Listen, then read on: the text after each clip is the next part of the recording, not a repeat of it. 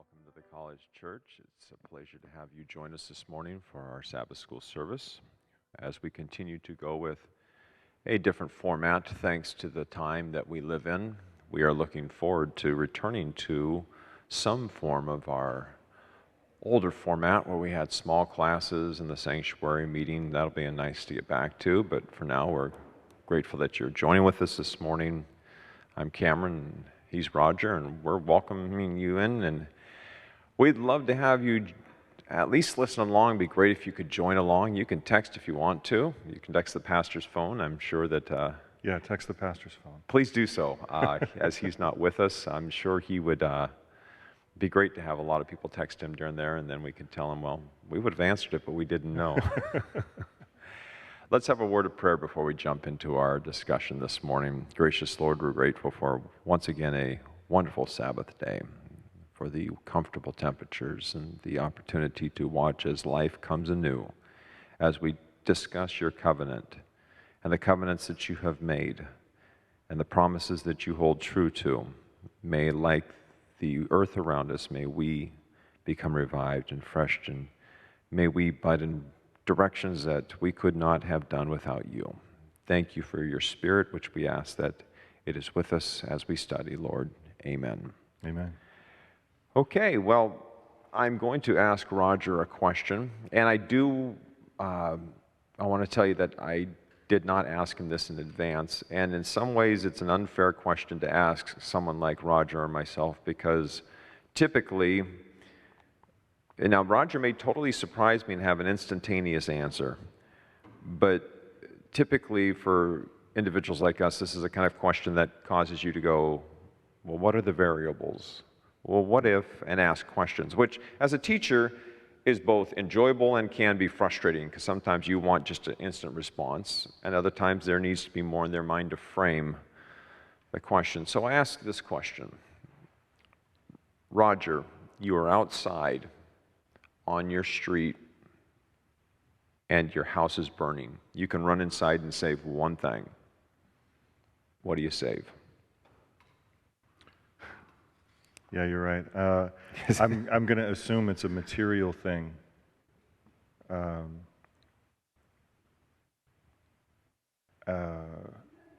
would like to say that I wouldn't run inside and risk my life or putting my family in destitution in order to save a material thing.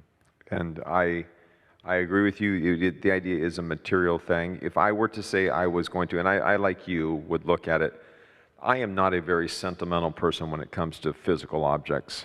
I've heard people, I got to sell my car, or my feeling is always, okay, my car's never spoken to me.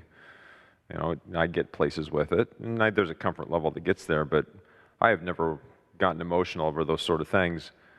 If I had to, I'd say if I would run inside and save one thing out of the house, and this is, again, I did not give it much thought, even though I crafted the question, I'd probably get this Bible, if you're watching at home, is really seen better days. And I'd love to tell you that it is this condition because it is constantly in use, but it's old. And so I forget how long I've had it. It's probably a couple decades or more. So there's a little sentimental value to it, but also in some ways not so much so, because I can go buy another one and it's going to be the same product. So I don't necessarily operate that way, but then let's change it, the question, if you will. You know the phrase, and I'm sure you have all heard, you can't take it with you when you go. Okay? You can take one thing with you to heaven. Notice I use the word thing very specifically. You can take one thing with you to heaven. What do you take? Again, honestly, I don't know that I value anything outside of another human being and my dog that much. I mean, that's an honest answer. That's not me trying to sound like some great aesthetic philosopher or something like that. I'm like, yeah, I just bought a new car, and like when I went to pick it up, because like the registry stuff, whatever, I had to pick it up the next day, and the guy's like, oh, I kept it out of the rain for you, and he's like dusting it off with this like car duster thing, and I'm like, it's going to rain in 2 hours. Like, it doesn't matter. You know what I mean? I don't care. You know what I mean? Like, I'm not driving my new car down the road going like, oh, everybody's looking at me. You know, it just doesn't. I mean, there are things that I think like, oh, those things are like, the things that, like, I have a Bible. My mother gave me a Bible that belonged to my grandfather. She gave it to me back at Thanksgiving, and he's got a couple bookmarks in there and stuff like that. And I can remember seeing him sitting in his recliner every day. He was a very faithful Sabbath school student, you know, and preparing for the week and everything. And I can remember every day seeing him sitting in his chair reading his Bible. So I guess that's somewhat sentimental, but, you know, at the same time, I think if I risked my life or risked my salvation to think like, oh, I wish I could take this thing with me, when I finally saw him in heaven, he'd be like, what were you thinking? Like, that's stupid. Mm-hmm. You know, I taught you better than that, you know. So, yeah, I don't really, that's not to say I don't value material things, but there's a hierarchy of value. Sure. And next time you get a new car, I know someone who can drive it to you if you need to. So you can let me know, and I'll take care of that for you. As far as sentimental, I think I have a box that I keep in my closet that any thank you cards or notes I've gotten from students I put in there. I do hasten to add, I have in there a card from my student teaching days that I'd have to find it. And even if I can't find it, there's a part that I've kept because I thought, you know what, just in case your head ever gets too big, and I know for some of you say that's pretty much all the time, if your head ever gets too big, here's a reminder. One kid, as I was leaving student teaching, they're all signing, it's the usual yearbook patter. What a great year we've had, blah, blah, blah. And one kid put in there very specifically, I never liked you, and signed his name boldly. And I've always thought, you know, I need to keep that. I need to keep that just in case someday I think, you know, I might be Socrates, Plato. They're down here. I'm up here. You know, just a reminder that TJ, I'll never see that kid again. He never liked me. And you know what? Fair. There probably was a reason for it. Don't ask me now, but beyond that, I can't think of anything like you I'd run back in and grab or take with me. But then again, I think that also brings into what we really push out with the idea of the covenant. We've talked about the covenant in the garden, the covenant with Abraham, the covenant at Sinai. The covenant is a specific way to give God a chance to, in essence, race into a burning earth and save a person. Sure. And material things, no. But people, a different story. And as you look at this, that would beg the question. I don't expect an answer for this, but I'm going to pose this as a way of thinking. You can take one person to heaven with you. Who do you take? Hypothetically, that should be an impossible question to answer. But that's here, God with a one-on-one direction. You and me, I did this for you, except he has the ability to say that to every single person. Whether they choose to accept it or not is what comes up. And so looking at how the lesson actually began with the memory text for the week, keeping his covenant of love. Covenant of love. Far too often, covenants, laws are looked at as restrictions. I don't remember what age I was growing up when someone made the joke, it's not what you can, it's the thou shalt nots. Not the what you can do, it's the thou shalt nots. And they take on a lot of times these laws, these covenant, a stern dictatorial, almost like feeling, covenant of love. Why don't we look at them as covenant of love? Why do we miss the love part? Well, generally, when I have conversations similar to that one with people who bring up, people who have had issues with Christianity or who have left Christianity, and that's a very common feeling amongst people. I want to worship a God of love, not a God who just gave me a list of things not to do, and if I do them, then he's going to send lightning bolts out of heaven or cast me in the lake of fire or whatever. And the way I usually do that is you try to bring it down to earth. And, God's pretty smart. And he told us to reproduce. And if you reproduce and have children, you realize that you had absolutely no idea what it meant to value, to want the best for somebody else. Like, I want the best for my wife, but it's not the same. And I don't mean that in any derogatory sense towards my spouse or my parents or my brothers or anybody else. But I don't want for other people the same type of things that I want for my children. And sometimes, just a few times, as a parent, loving your children means telling them the things that they're screwing up on. And they don't like to hear it, especially when they're a freshman in high school. You'll have to explain to me what that's like. But so I think that's normally how like in a sort of like pastoral sense, that's how I would relate those two things. Like, sometimes loving someone means pointing out, and it's not about, and the thing is, in our current cultural milieu, in our current society, we have taken on this perspective that all criticism is directed at like my value or my worth as a human being. That seems to be like a very common, prevalent feeling in our country and our communities today. And that's just blatantly false. Sometimes loving someone or caring about someone means pointing out their faults, not because you're being critical of them as in, I'm better than you, I don't have that fault, but as in, I love you enough to tell you that you're going to hurt yourself doing this in one way or another, whether it's emotionally, physically, whatever. And that's essentially what the covenant does. I mean, I think we'll get into this I wish this lesson kind of went in reverse. I think the good stuff that really introduces the concepts comes at the end. And we should move back towards the beginning, but I didn't write the lesson, so so be it. But that's really how I would answer that question. Is love is, if you see someone who's doing something that's going to bring harm to themselves or people that they care about. Sure. I would think you have some sort of moral obligation to point that fault out if you are practicing Christian love.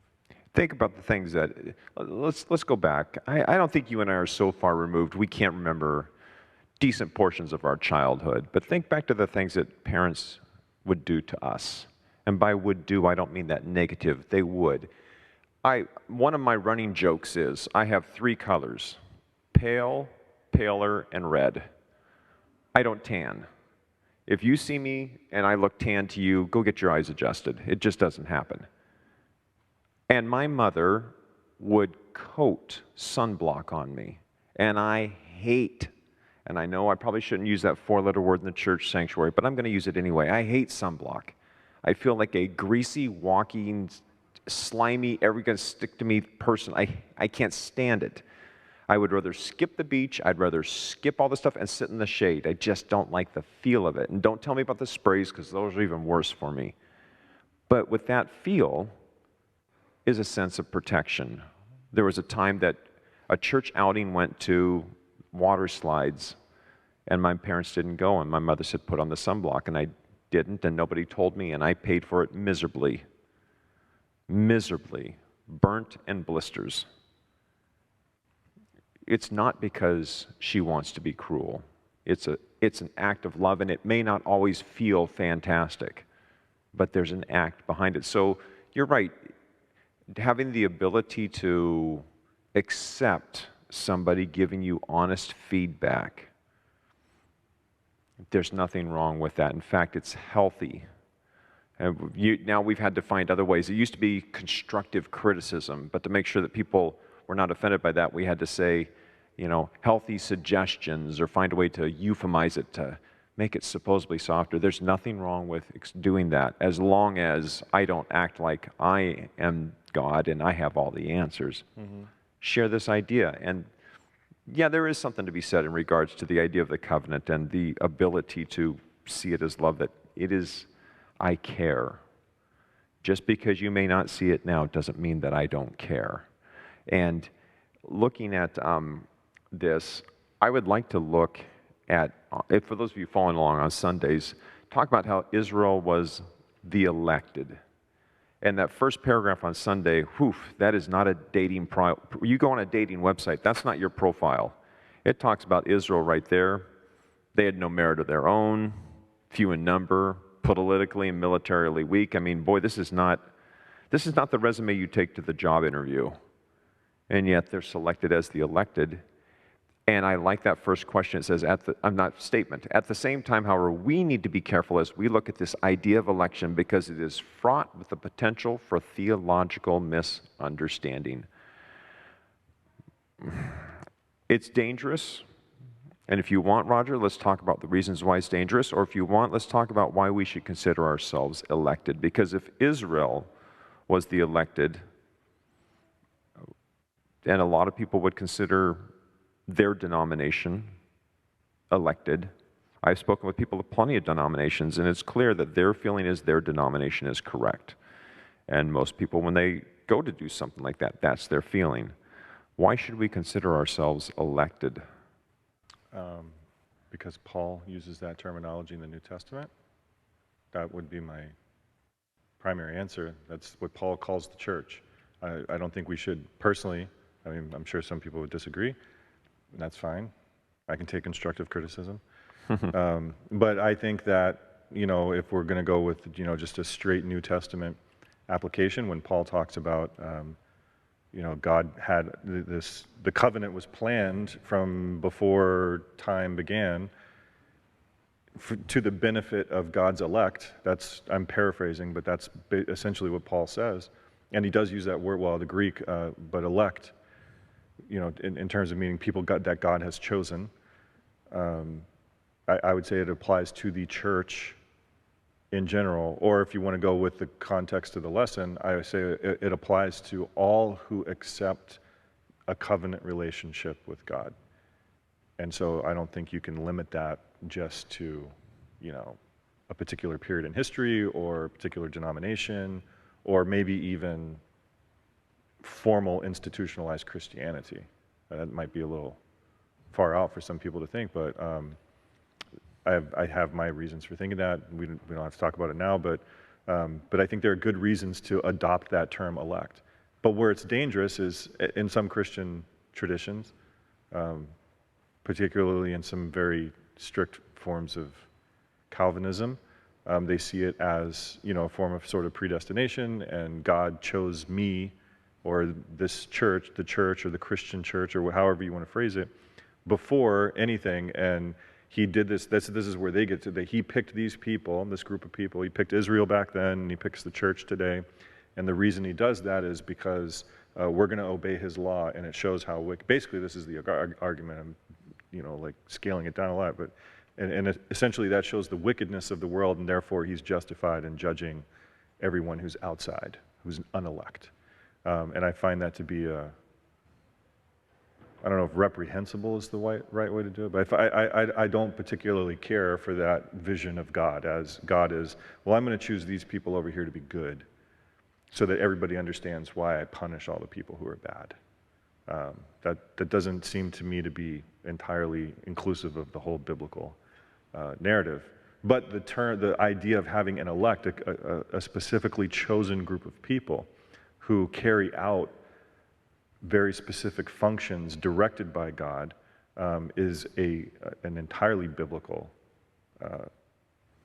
concept. And I think that it's supported throughout Scripture, and we should adopt it. We are the elect.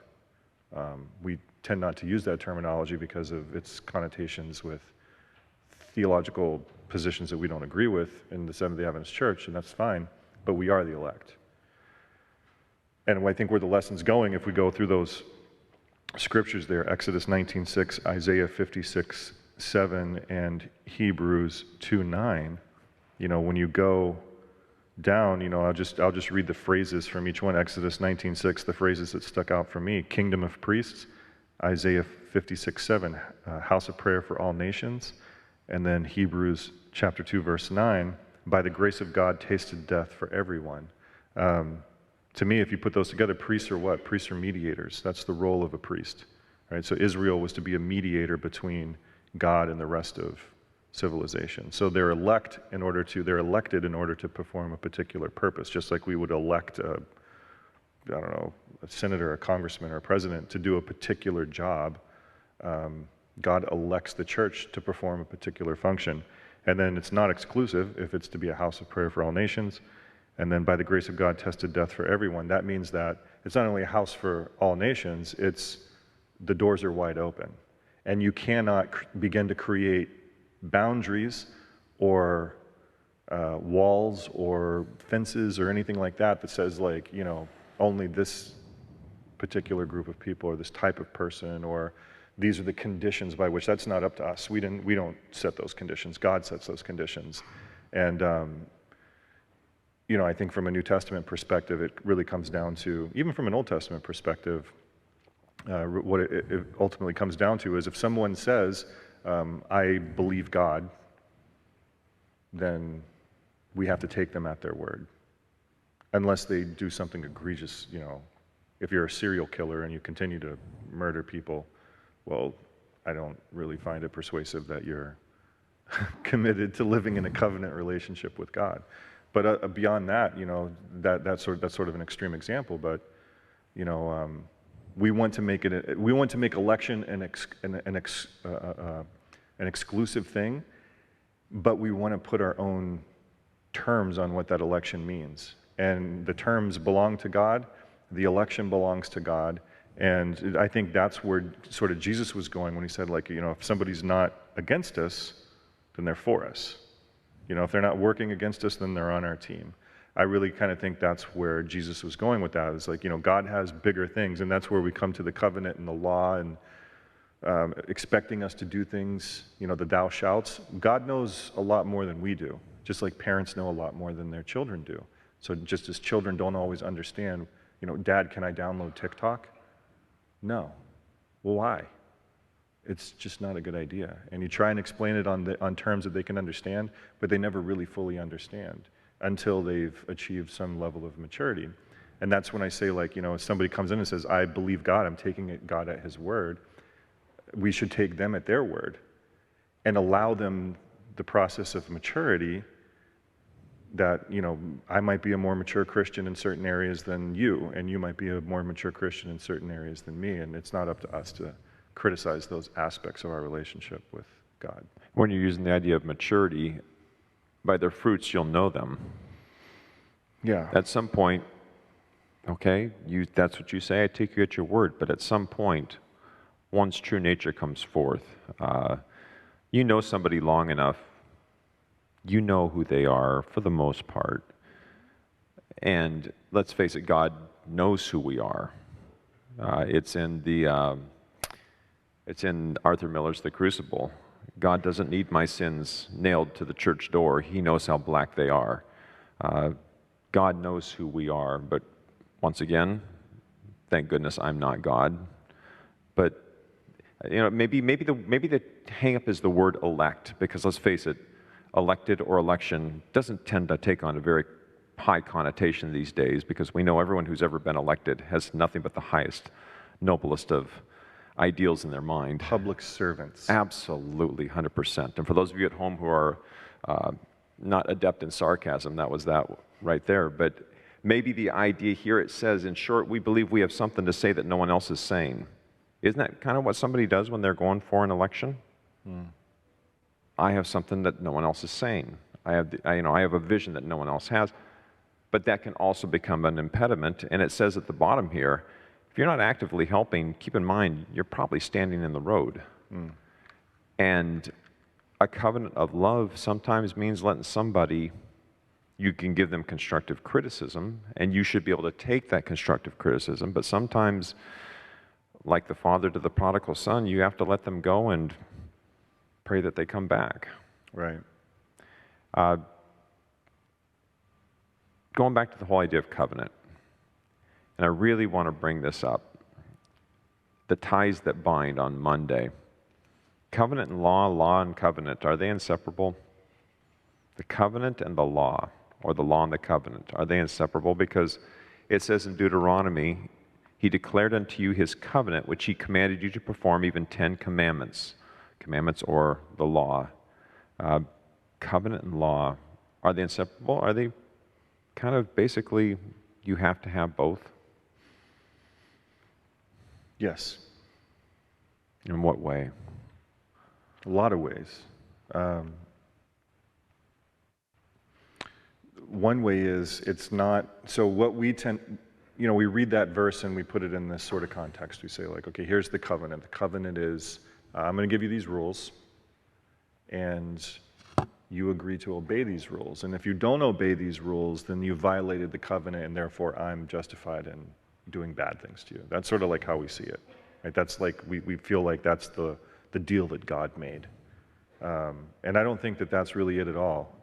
That's not necessarily entirely 100% incorrect, but I don't really think that's how the covenant should be classified, or covenant in general, right? Covenant is, we talked about it, the pastor and I remember when this first started, the whole idea of covenant is one of relationship. A covenant establishes a relationship between two partners. That's what the purpose of a covenant. We have like this, the concept of a covenant and the form of a covenant and the ceremony of a covenant. Something we can go back in the archaeological record and we see not just in Israel but other Near Eastern cultures and civilizations at the time, and it all shared the same form. This wasn't something that was unique. This isn't created out of nothing in the Bible. The Bible adopted cultural practices that were already in the area, in the geographic area at the time. And so what the covenant does is it creates a relationship, and any relationship is based on certain shared standards, I guess is one way of putting it. A marriage is a covenant. That's why you have marriage vows.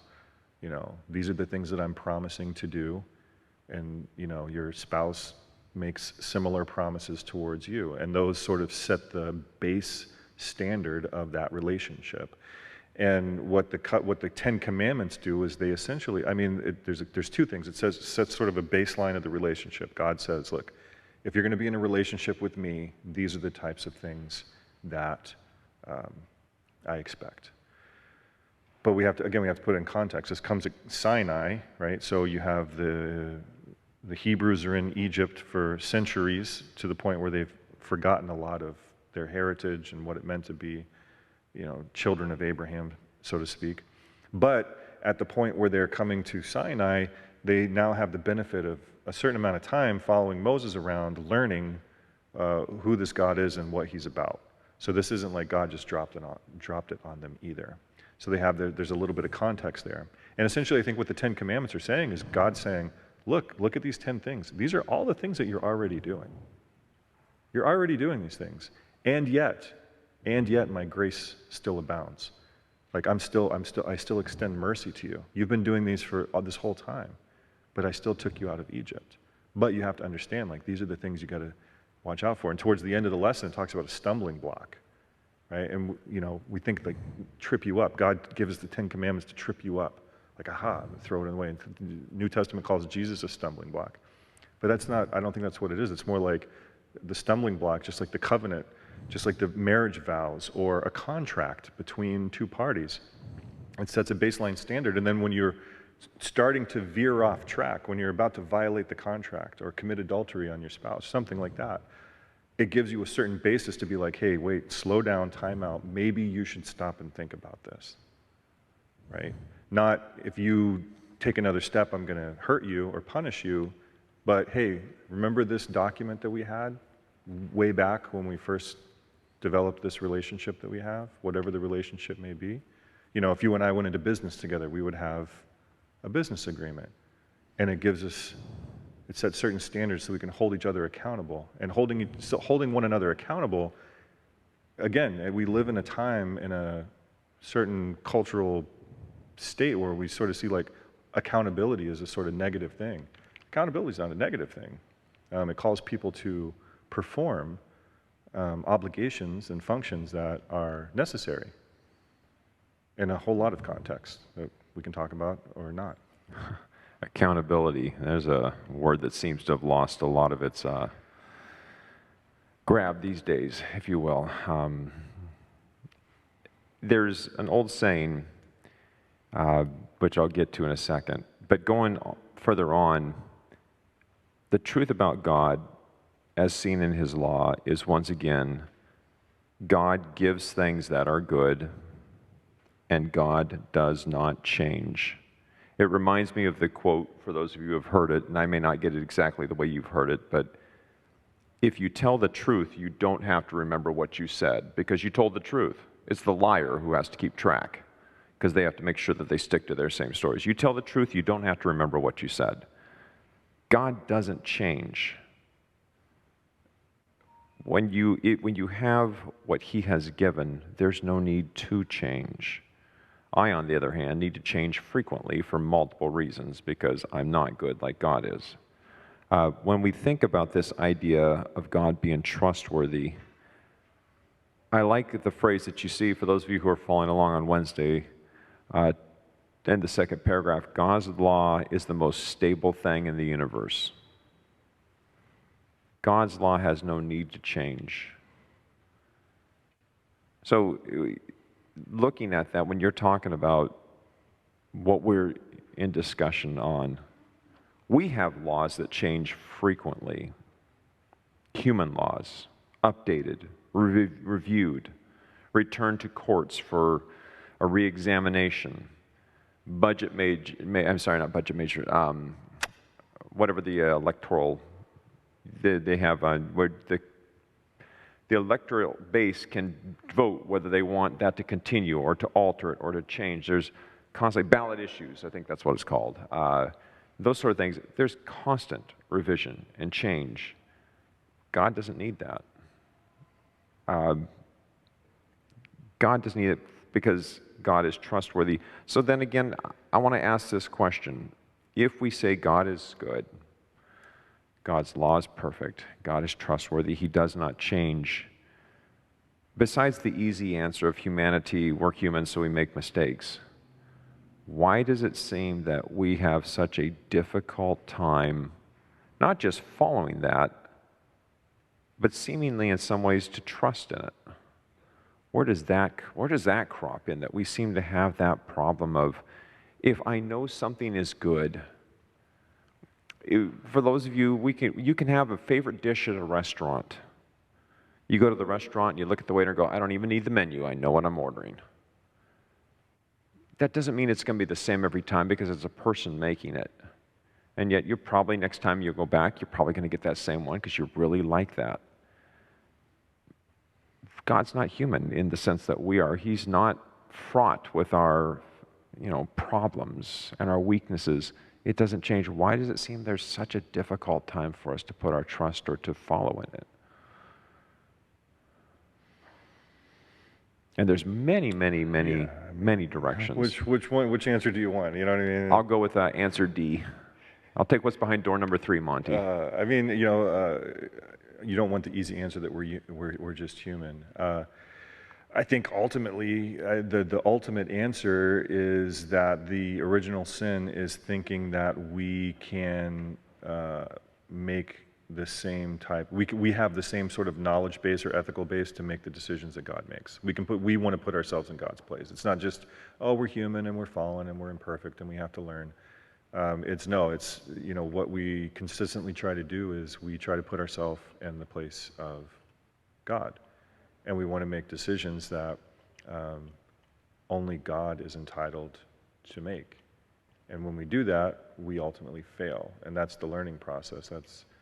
It should be a learning process. More often than not, it's, I just didn't do it right this time, but I can still get what I want. Sounds egotistical. And I think the overarching emphasis when we talk about God being unchanging, and when it says, God is faithful to His covenant, I think there's an implicit declaration there that it says you're not faithful to the covenant, and still God stays faithful. And put it in sort of like a analogy or metaphor, not metaphor, analogical context would be, if you have a contract with someone and they violate the contract, well, what do? You get a lawyer and you go to court and you seek some sort of compensation, and then the contract is over. Well, what does God do with His covenant with us, with humanity? He stays faithful to it even after we've violated it over and over and over and over again. He says, the contract's still there, it's still valid, because I've signed and sealed the contract, like I've done it. the cross. It's done. So even if you violate it, I'm still going to keep my end of the bargain. That's the thing, and that, I think, is really what we have a hard time understanding. We have a hard time understanding God's consistency because, here's the easy answer, because we're human. So we don't have any concept of what that consistency is. And that's what the law really does, is it provides some sort of consistency. Again, put it into sort of a socio-historical context. Israel comes out of Egypt. They don't have any culture of their own. They don't have any baseline, like, cultural or religious or legal institutions of their own. And so what God does for them is says, hey, look, I'm going to give all this to you. And it's not, if you don't do this, I'm going to get mad and I'm going to punish you. It's, I'm the creator and I made all this. So if you do what I tell you to do, you're typically going to find happiness and contentment and some level of success. Again, you can analogize it with being a parent. You tell your kids, hey, look, get up early, work hard, do your homework, get a job. Save 10% and give 10% to the church, spend the rest, whatever. Like if you do these things, consistently over time, you will become a successful, happy, stable person.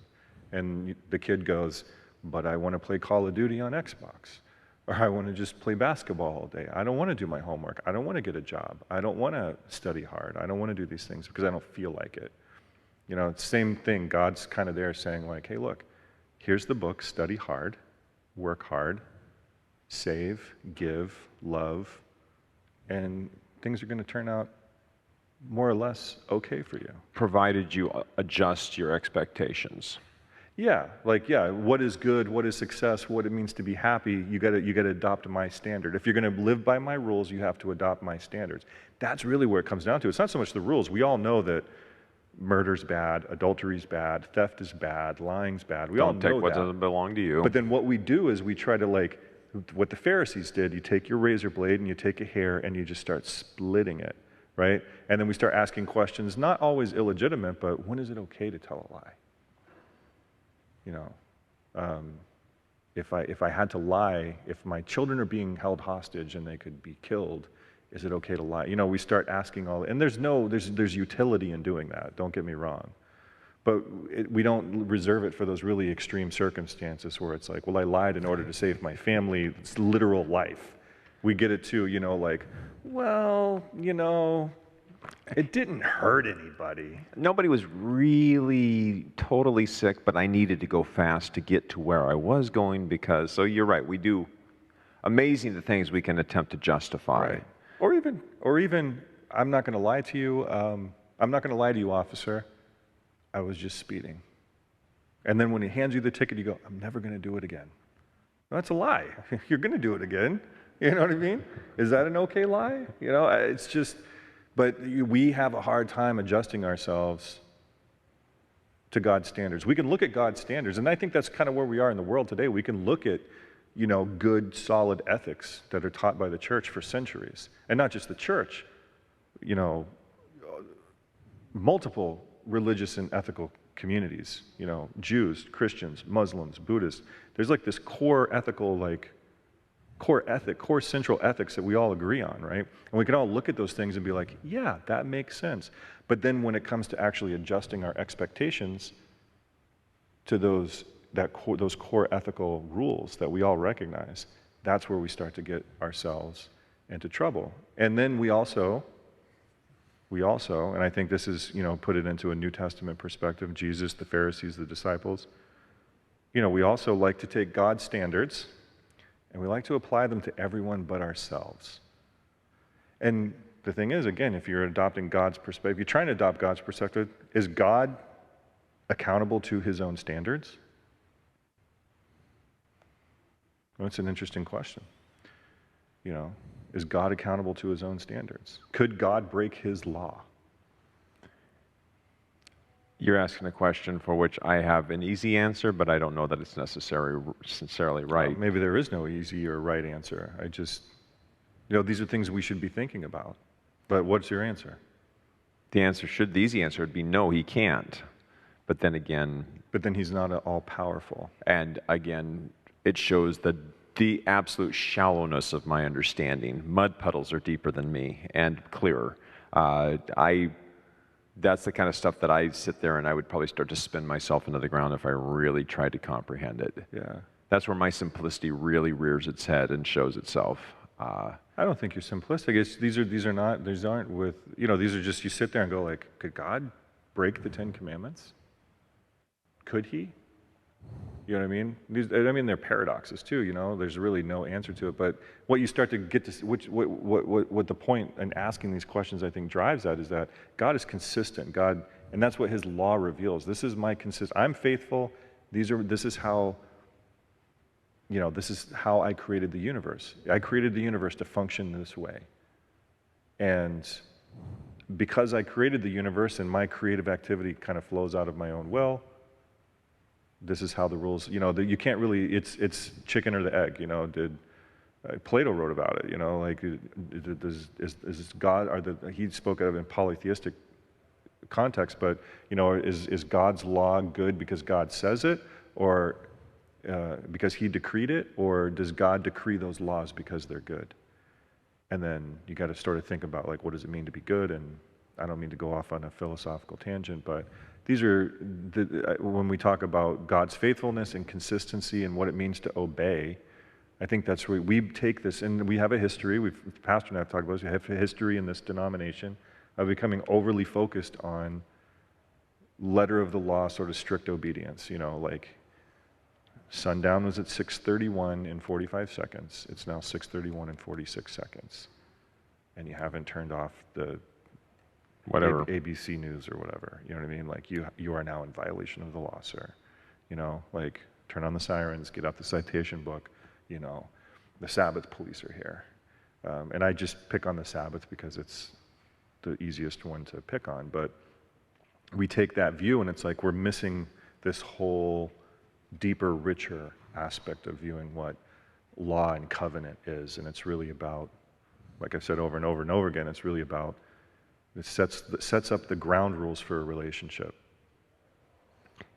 And I know we still have 15 minutes, but I really want to go into something that I think brought this up. For those of you who, obviously there's several who still remember Dean Davis. Dean Davis is the first person that brought to my attention that there are two standards or two sections to the 10 Commandments. The first 4, love for God. The last 6, love for humans. And at the top, it's all points toward love. All right, we've talked about the love for God. Let's get to the dirtier, tougher part, the love for humanity. Because there's a lot of people in this world that make it really hard to love them. Obviously not me, because I'm incredibly easy to love. I agree. Thank you. I appreciate that. I need somebody who does. But the idea being, humans can be incredibly tough to love. And so I kind of have what I like to think is kind of a two-pronged approach to this. Number one, and I got to look and make sure, because I spent time actually really writing this down, so I want to make sure I use my words as I wrote them down. Can you truly love humans if you do not love God? That's step one. So let's start with that. Can you truly love humans if you do not love God? Because, and as I give you a chance to formulate, there's a lot of times where you'll hear people say, there's a lot of good people who aren't necessarily going to church, or they're not Christians, but they're good people. And I'm not here to argue or debate that part, but can you truly love other people if you do not love God? Because as a Christian, we believe God created us. As a Christian, God created everything. And, creation week, it was all done by Him. The sins and all the rest are a result of disobedience, but God created us to be with one another, to love one another, to help each other. Can you truly love other humans if you don't truly love God? Because that's a covenant that I think He has asked us to make with each other, is treat each other well. Isn't that Matthew 7:12? Do unto others as you have them do to you. I'm going to say yes, it is possible. Go ahead. You would like me to explain? Well, you don't have to, but it would make it easier for me to understand. I think it is possible to love other people without loving God, because we're created in God's image. And, just like God created pine trees to be pine trees and sprout pine cones and so on and so forth. You know, God created human beings to live in community with one another. It is not good that man should be alone. And he didn't mean that just in the like spousal, sexual, erotic, whatever sense. He meant that overarching, you know, like throughout history. Thomas Aquinas writes a lot about this. And so, yes, I think that it is possible to love other people without loving God, because it is in our nature as human beings to be loving towards and want to live in some sort of relationship or community with other people. Where I would qualify that is that I don't think we are capable of loving others to the fullest extent possible without some sort of understanding of what it means to love God. Or I would, maybe better stated, it would be that how much God loves us, because that's our ultimate example of love, how God treats us.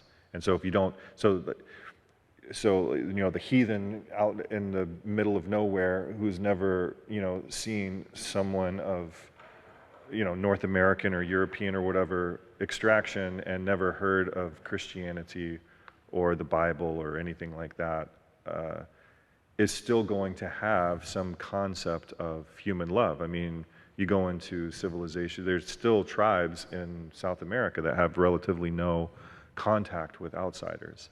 And in those small civilizations, you still have an identification of things like relationship between spouses, relationship between parents and children, relationships between brothers and sisters, relationships between different family groups within the same village and things like that. And I'm not speaking about specific examples, I'm just, you know, kind of pulling this out of the air, but we all know that that's sort of like, there are certain, like, I would say institutional structures that exist in communities, in relationships that exist in communities, that are sort of universal.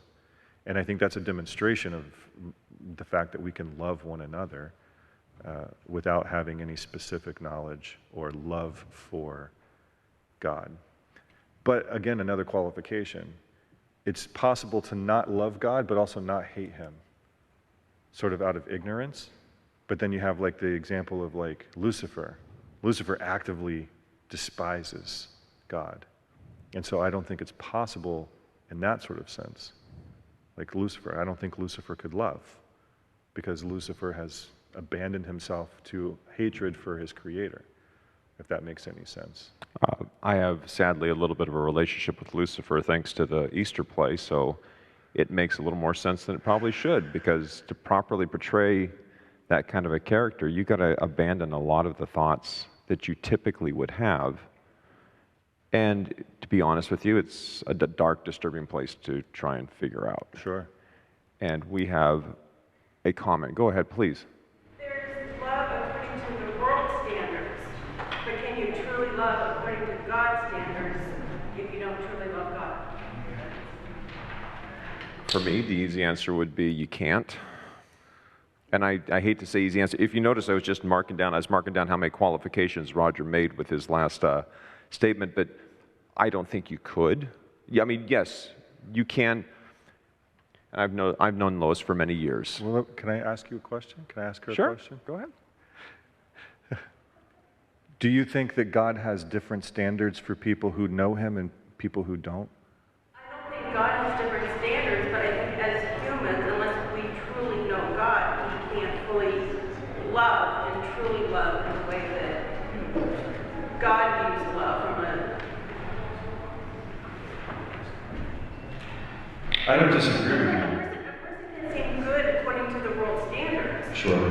But if you put it against what God expects of us, But let's narrow it down. Like, do you think God has different expectations for people who are sitting in an environment like this versus someone? So like when Ellen White writes about, like, you know, there are people who never heard the name of Jesus but yet still have, I'm paraphrasing her, but still have some knowledge, some relationship. Do you think that God has a different standard for people who, based on their level of knowledge of him? Okay. if we have a greater understanding, I think greater I think, a greater amount is expected from us. Yeah. Yeah. Grown up in a family that's never been subjected to God. Does that child not love his parent? The parent not love his child equally as much? And God's Oh, no, I agree with that statement completely. I don't know if you know, a child that grows up in a family that doesn't have a concept of God or doesn't teach a concept of God, there's still some sort of love between the parent and the child and the parent. And that's what I would give it as an example of, like, you know, there's a different, I don't know if standard's really the right word, you know what I mean? I don't think God acts that way. He doesn't hold people to different standards. He has one standard. Can we use the word levels? But yeah, like maybe levels of accountability to that standard. You know, you know, Paul talks about, you know, Abraham obeyed the law even before he knew the law, right? Like because he had faith in God. So I think that you can have environments where, again, we're all created in God's image. So following Calvin, Luther, and a host of other really smart people who wrote about these things, smarter than me, you know, all these people agreed that there was this sort of innate sense of divinity. You know, Calvin called it the sensus divinitatis, the divine sense that exists within us by our very nature, and that's universal, no matter how much you actually know about God. So I think we've like totally gone off like the topic a little bit, but I agree with you, and this is why I'm looking forward to actually when we can get back into smaller circles and discuss. For those of you who, you know, could not hear, and I'm sorry if it looks like I'm being rude, sometimes I have to turn a certain way so I can actually hear. I'm not trying to avoid eye contact. It can be very difficult to hear. There is certainly, everyone is born with a need for love. A child comes out of the mother, and the first thing it's looking for is sustenance. And it's not just food or milk, it's love. So there is indeed that innate. But then again, if you want to use the idea of levels of accountability, how do we get up to that next level? And I don't know that we can without God. To the point where we're supposed to love, as he said, you know, be perfect as your Heavenly Father is perfect. We're supposed to strive for his level. Without an active relationship with God, how do we get there? I'm not sure we can. I don't know. I still think you have to. I'm not disagreeing with that, but I still think you have to like have some sort of. It's not an exemption. Like here, okay, I'll give you an example from literature, a book that was really, really influential on me, and the way I think about these things. And C.S. Lewis, The Abolition of Man. I don't know if you've read it. I don't know if anybody else here has read it. I highly recommend it. C.S. Lewis, The Abolition of Man. It's adapted from a series of radio addresses that C.S. Lewis gave in and around World War II. And it was in an environment where it was still unclear whether what would coalesce as sort of like the Allied nations would really get on the same page and fight the Nazis and the fascists, the Italians and the Germans, and what they were doing. And C.S. Lewis gave this series of radio addresses that he turned into a book, and he said, look, everything that these men are doing, Hitler and Mussolini, and Italy and Germany, we all know that it is a violation of the most basic level of human standards of how we ought to treat one another, right? So if we just can stipulate for the sake of argument that love on some level, like I don't love you like I love my children. I don't love my children like I love my wife. You know, we love different people in different ways. So what Lewis was saying was like, it doesn't matter, and he listed all these different world religions and all these different philosophies, and he said, it doesn't matter which one of these you pick and choose from, right? It was kind of like an anti-relativistic argument also, but so it doesn't matter which one of these, right? You can pick any one of them, and I can show you the basic ethical, moral principles about how we're supposed to treat other human beings that says we need to fight these guys and we need to win, because what they're doing is sort of the definition of evil. And that is really how I frame conversations like that. Like, yes, I don't think it's possible. How should I say it? Short answer, I know you have another question that you want to talk about, but short answer is, yes, I think you can love without loving God, but you can't, I would say it the same way, you can't love if you actively hate God, because God created us to be in relationship, and that's in our nature. I don't think you need a specific knowledge of God in order to be loving towards other human beings. I would mostly go with that. I would say it's more like until you do certain things, you don't know what it's like to be a pet owner until you own a pet. Okay. You don't know what it's like to love a child until you have your own child. You don't know what it's like to have true responsibility until you're responsible for this or you're responsible for that. Or we reach levels as we go along. And I would say that I would mostly agree with you. I don't think we truly, and I'm not sure we ever will until heaven, fully grasp the depth of love we are supposed to strive and attain to unless we truly are actively seeking a loving relationship with God. I would think that there would be a gap there. But then again, I also know... I think that's true. And I'm not suggesting you don't. It just depends on how...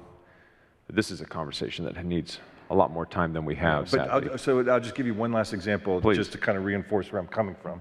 Jonah. Sure. Okay, Jonah went to Nineveh, completely foreign pagan civilization. Not completely foreign, but completely pagan civilization. With a prophetic message from God, couched in ethical terms based on biblical principles, and they comprehended it, and they implemented it.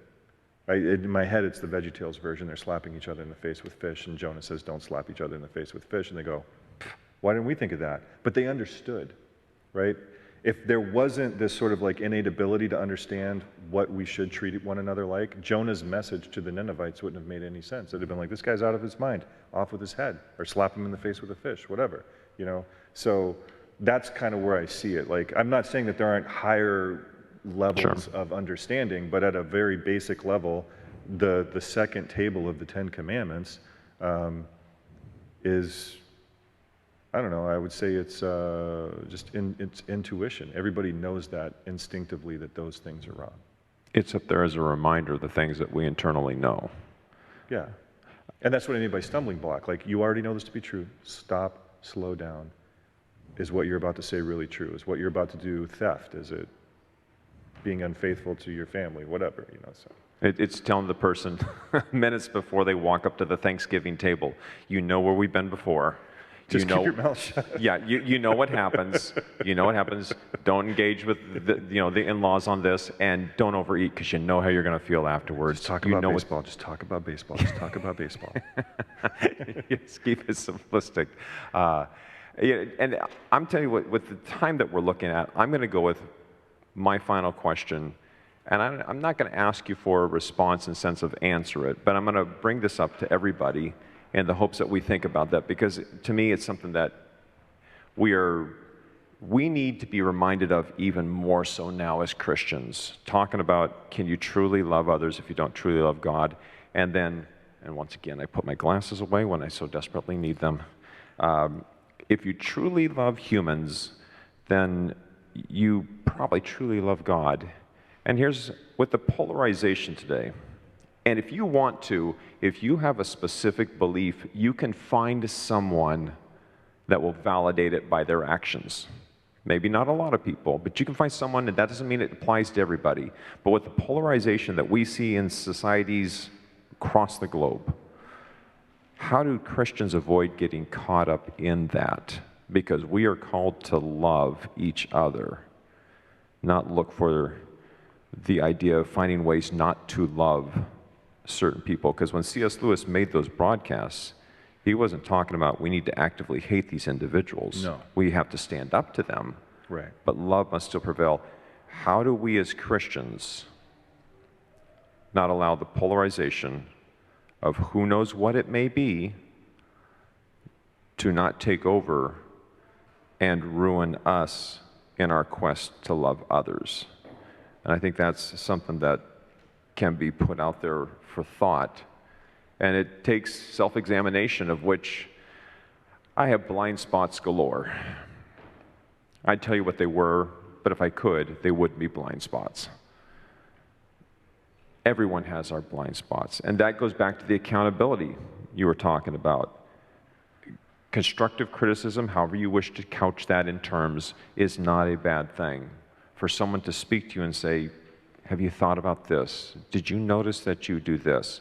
I have a public speaking class that we're doing right now in which we sit down there and we're actively tracking certain things that we're trying to eliminate from a public presentation. You do this one thing all the time with your hands, or or the one that drives me bananas, the word like. I can't stand the word like. I used to like the word like. I no longer like the word like because always jumps into their conversation. How do we eliminate those things? How do we become in tune to those? And it's amazing each time I'll film them and they hate watch themselves, much in the same way I hate watching myself, but it's the quickest way to go, I do that. I do that. Yeah. I didn't think I did that. How do we avoid those things so that we attain the higher standard? But like you just said, I think that's a great analogy though, right? Because that's what the law ultimately is. That's what the covenant, the law of the covenant. The law isn't the covenant, but the law, like we said at the beginning, the law is necessary for the covenant. It acts as a mirror. But I think that's what, when it talks about being a stumbling block, that's what it is. It's a mirror. And your students don't like, we have to stop it, right? Yeah, we're getting close. Okay. But your students don't like it, we don't like it. But I bet you have your blind spots, but I bet you could tell you everything, all your moral high ground, all your moral hot spots, They would take a really long time for you to tell you about all my moral high spots. You know what I mean? But but that's kind of what it is. It's like, hey, we all know what we're good at, right? What we don't want to know. Another analogy, when things like we teach our kids, and stuff like that. Sports for a long time was very controversial in our church. Children playing sports and things. But what's the good of sports?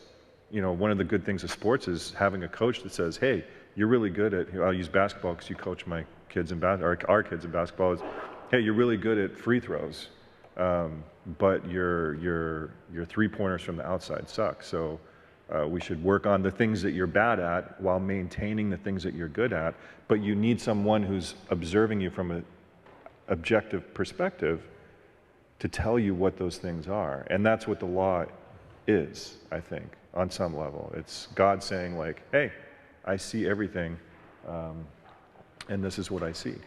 I have given my students permission. I said, you know what? I want you to keep track of things that I do repeatedly, I say repeatedly, and bring them up to me because I miss them. You need to bring that up to me as well, because I can't sit here and tell you how we're going to make you better if we're not also going to try and make me better.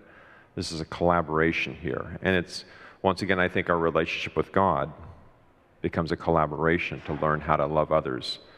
Loving God, for me, that's easy. It's loving the people that's difficult. Maybe the Bible's saying you don't love God like you think you do if you have a hard time loving people. Well, and now that's a blind spot. Let me have my blind spot. But it does make it very difficult to achieve without, once again, the core of love, which is at the core of the covenant, and we need to wrap up. So thank you to those who participated. I wish we could have had more participation, and looking forward to getting back to that real soon. That's a good point. Can I just add one last point? You made a really good point. I just want to make sure it gets out there for people to think about. The covenant was not just about, that's a really good point. I'm glad, I wish we'd have talked about this before. Covenant wasn't just about creating a relationship with humans and God. It's also about creating a relationship, a political community. That's why it created the nation of Israel. So it was to bring people together and to connect. It was vertical and horizontal, I guess is the right way to say it. Anyway. And I'm going to ask Roger to close with prayer, so if you would join us as we do so. Father in heaven, we thank you as always for the privilege of being in a time and a place where we can worship and study freely. Thank you for being here with us today. Thank you for the questions and even the lack of answers, but giving us something to think about. I pray, Lord, that each one of us will commit ourselves to being faithful keepers of your covenant, and we praise your name, who, through the action of his Son Christ, was always and continues to be faithful towards us and the covenant. I ask these things and I give your praise in Jesus' name. Amen. Amen.